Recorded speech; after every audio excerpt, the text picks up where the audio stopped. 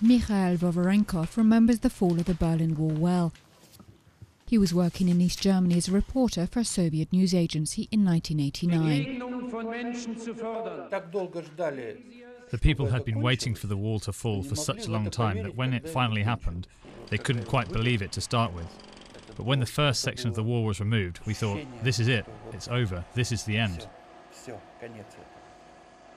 Vyacheslav Mostovoy was a correspondent for Soviet television. He remembers the extraordinary welcome from West Germans on the other side of the wall.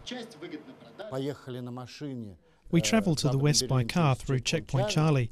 A huge crowd of people surrounded us and threw us flowers. They didn't care who we were. It was euphoric. There was such joy.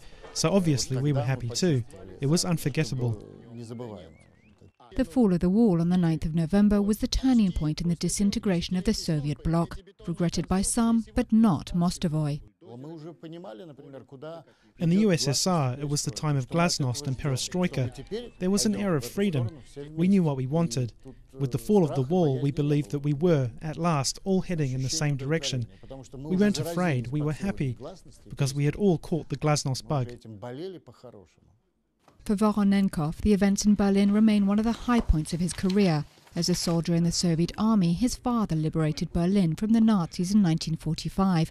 44 years later, he felt as though he was walking the same path. I